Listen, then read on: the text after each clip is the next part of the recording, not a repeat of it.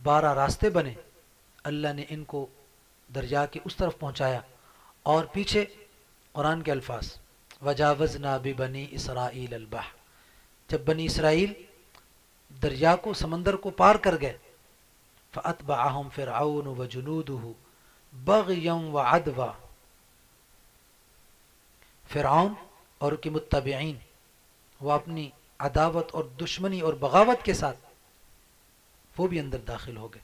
تو کیا ہوا؟ حتی اذا ادرکہ الغرق.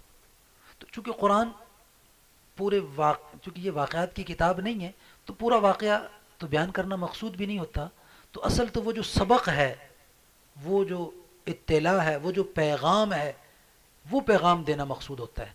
پیغام کیا ہے کہ ادھر سے بنی اسرائیل جب باہر نکل گئے تو فرعون اور اس کے متبعین جب اس میں پانی میں پھنس گئے، حتی اذا ادرکہ الغرق، جب وہ غرق نے ان کو پکڑ لیا، اب انہیں اپنی تباہی اور بربادی کھلی آنکھوں نظر آنے لگی، تو قالا، تو فرعون کہنے لگا آمنت انہ لا الہ الا الذی آمنت بہ بنو اسرائیل. اللہ اکبر. اللہ تعالیٰ ظالم کو رسوا کرتے ہیں نا تو اس انداز سے کرتے ہیں کہ اس کی رسوائی سارے عالم میں آشکارا ہو جاتی ہے، اور جب متبعین کو کامیابی دیتے ہیں، ایمان والوں کو جب کامیابی دیتے ہیں تو اس کی کامیابی بھی سارے عالم میں آشکارا ہو جاتی ہے. تو یہاں پر بھی ایسے ہوا. اب یہی فرعون ہے، یہی وہ ظالم اور جابر ہے کہ جو ظلم و ستم کے پہاڑ توڑنے والا بنی اسرائیل پر.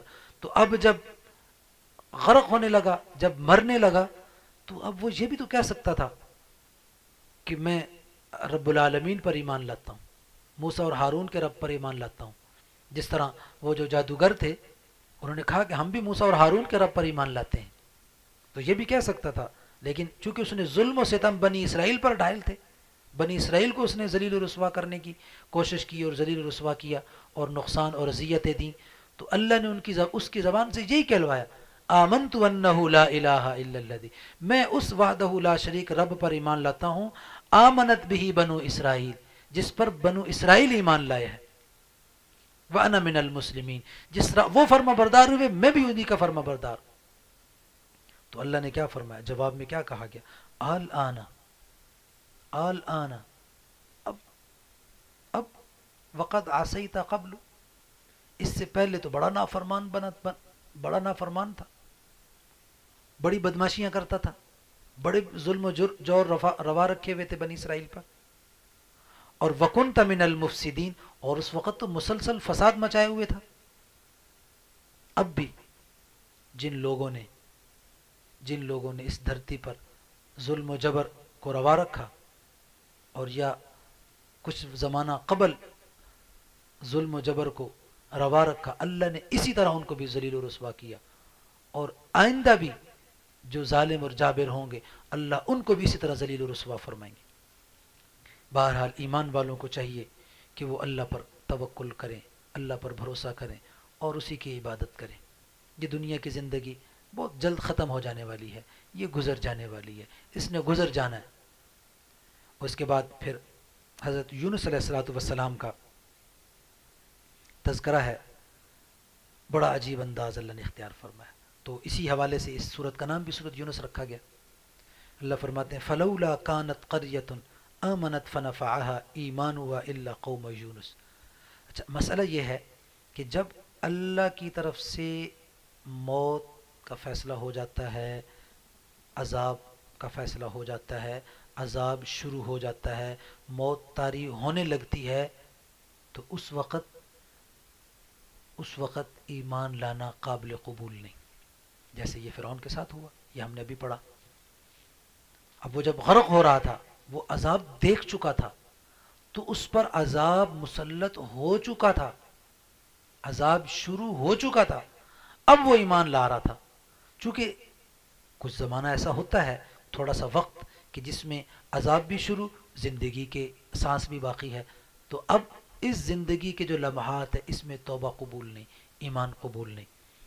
تو لیکن قوم یونس کا ایمان لانا ان کو نفع دے گیا، اس لیے کہ ابھی آثار ظاہر ہوئے تھے، ابھی عذاب کے اللہ کی طرف سے آزمائش کے ابھی آثار ظاہر ہوئے تھے، اور ادھر سے یونس علیہ السلام بھی علاقہ چھوڑ کے تشریف لے گئے.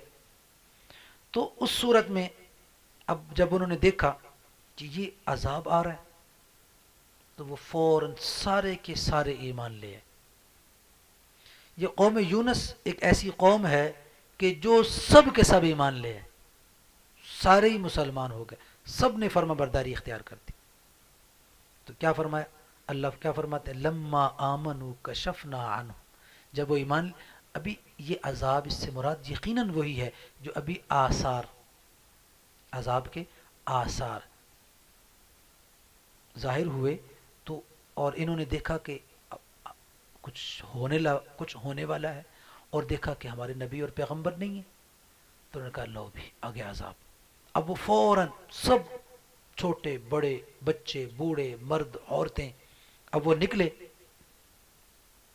باہر میدان کی طرف، آہوزاریاں کرتے ہوئے، روتے ہوئے، توبہ استغفار کرتے ہوئے. وہ جب سامنے پہنچ گئے، اللہ فرماتے ہیں کشفنا عنہم عذاب الخزي فی الحیات الدنیا، کشفنا عنہم عذاب الخزي فی الحیات الدنیا ومتعناہم الی حین، ومتعناہم الی حین. جب وہ ایمان لے آئے، اللہ فرماتے ہیں ہم نے ان سے عذاب واپس کر دیا. اور یونس علیہ السلام کا جو مسئلہ ہوا تو یونس علیہ السلام بھی جب بد دعا کی کہ یا اللہ یہ مانتے سنتے نہیں ہیں، ان پر اپنا عذاب نازل فرما، اور ان کو بھی بتا دیا اب عذاب آنے والا ہے. تو اب وہ وہاں سے چلے، کشتی پر سوار ہوئے. تو وہ ایک پورا واقعہ پھر انشاءاللہ وہ آگے 17ویں پارے میں آئے گا، وہاں انشاءاللہ تفصیل سے عرض کیا جائے گا. تو یہاں یہ مختصراً یہ اللہ تبارک و تعالی بیان فرماتے ہیں. اور آگے کیا فرمایا ثم ننجی رسولنا والذین آمنوا کذالک، اللہ فرماتے ہیں اسی طرح ہم اپنے رسولوں کو بھی بچاتے ہیں، اپنے جو ان کے ساتھ ایمان لانے والے ہیں ہم ان کو بھی اسی طرح ان کو بھی نجات دیتے ہیں ظلم سے اور اسی طرح آزمائشوں سے. کیوں کہ حقا علینا ننجی المؤمنین، اللہ فرماتے ہیں ہم نے یہ ذمہ لے رکھا ہے اپنے اوپر کہ ہم ایمان والوں کو ضرور نجات دیں گے. تو آخر میں پھر اللہ فرماتے ہیں کہ قرآن مجید کی عظمت کو بیان کرتے ہوئے کہ یہ جو اللہ کی طرف سے قل یا ایہا الناس، آپ فرما دیجیے یا ایہا الناس، اے لوگو، قد جاءکم الحق من ربکم، یہ قرآن یہ تمہارے رب کی طرف سے حق ہے اور یہ آ گیا. فمن اہتدی فانما یہتدی لنفسی، یاد رہے جو ہدایت قبول کرے گا، جو ایمان قبول کرے گا، جو ہدایت کے راستے پہ چلے گا، فانما یہتدی لنفسی، وہ اپنے لیے ہے، اپنی ذات کا نفع اٹھائے گا، اپنی دنیا سنوارے گا، اپنی آخرت سنوارے گا جو ایمان لائے گا. ومن ضل فانما یضل علیہا، اگر کوئی نافرمانی اختیار کرتا ہے، کوئی گمراہی کے راستے پہ چل پڑتا ہے اور حق کو چھوڑ دیتا ہے تو اس کا وبال پائے گا. ٹھیک کام کرے گا تو اس کا اجر اور نفع پائے گا، غلط کام کرے گا تو سزا اور اس کے حساب سے وبال کو بھگتے گا. اور فرمایا وما انا علیکم بوکیل، میں تم پر کوئی جو ہے وہ ذمہ دار نہیں ہوں تمہارے کاموں کا، میرا کام، میرے ذمے تو بس پیغام ہے تمہیں پہنچا دینا، وہ میں نے پہنچا دیا. اور آگے اللہ رب العالمین فرماتے ہیں اپنے محبوب صلی اللہ علیہ وسلم کو، آخری آیت ہے واتبع ما یوحى الیک، اے میرے محبوب آپ بس اسی وحی کی اتباع کریں جو آپ کی طرف کی جا رہی ہے، جو آپ کو پیغام دیا جا رہا ہے، آپ اس پیغام کو اس پر آپ جم جائیں اور قائم ہو جائیں اور اسی کی اتباع کریں. وَاصْبِرْ حَتَّى يَحْكُمَ اللَّهُ، اور اس پر صبر اختیار کریں اور اس پر قائم اور دائم ہو جائیں یہاں تک کہ اللہ کا حکم آ جائے. حکم کیا ہے؟ موت تک اللہ کے حکم پر ڈٹے رہنا، قائم رہنا. اور یہی ایمان والوں کے لیے بھی ہے. ایمان والوں کو چاہیے کہ وہ اللہ تبارک و تعالیٰ کی اتباع اور فرما برداری اختیار کریں اور موت تک اختیار کریں. تو جس حال میں موت آئے گی، جس حال میں موت آئے گی اسی حال میں قیامت میں حشر ہوگا. اس لیے رسول کریم صلی اللہ علیہ وسلم نے ارشاد فرمایا کہ تم جس طرح جس حال میں زندگی گزارو گے اسی حال میں تمہیں موت آئے گی، اور جس حال میں موت آئے گی اسی حال میں تمہیں قیامت کے دن اٹھایا جائے گا، اور جس حال میں تمہیں اٹھایا جائے گا اسی کے مطابق فیصلہ ہوگا۔